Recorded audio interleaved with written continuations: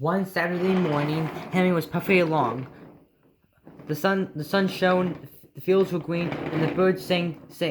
Henry had plenty of steam in his boiler, and he was feeling happy. I feel so well! I feel so well! He sang. Triggity-trock, hummed his coaches. Henry saw some boys on the bridge. Peep, peep, hello! He whistled cheerfully. Peep, peep, peep!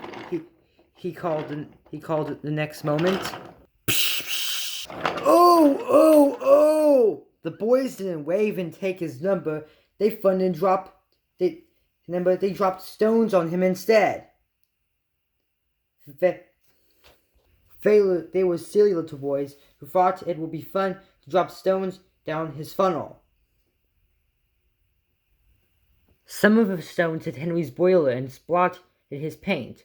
One hit the fireman on the head as he was shoveling the coal, and others broke the carriage windows. It's a shame! It's a shame! Hissed Henry. They've broken our glass! They've broken our glass! Said the coaches.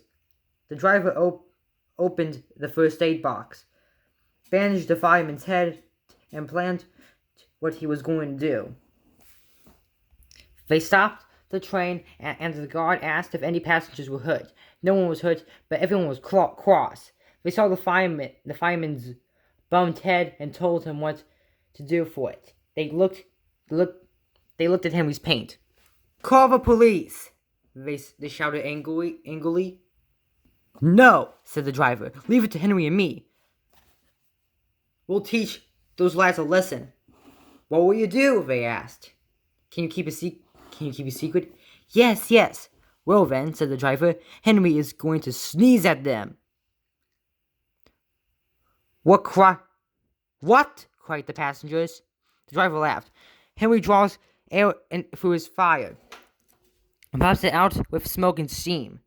When he puffs hard, the air blows ashes through his fire into his smoke box, and these ashes sometimes prevent him puffing properly.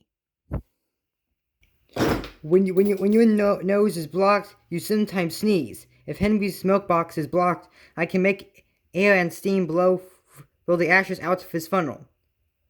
We will do it at the bridge. We will do it at the same bridge. When we poked on the terminus where he had rest, then he took the train back. Lots of people were waiting at the station just before the bridge. They wanted to see what would happen. Henry has plenty of ashes, said the driver. Please keep all windows shut until we pass the bridge.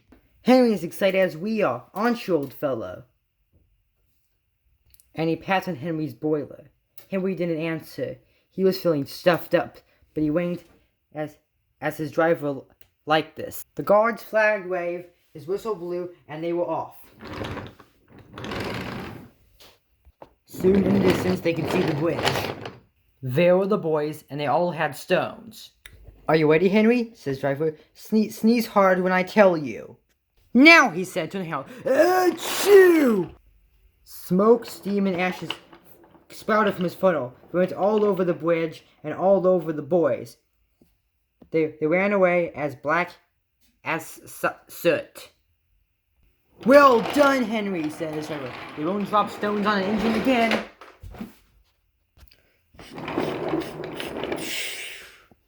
Your coat is all black, but we'll rub you down and paint your scratches, and you'll be as good as new tomorrow.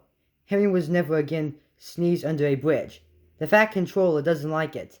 His smoke box was always clean in the yard while he was resting. He now goes under more bridges than he could count, but from that day to this, there have been no more boys with stones.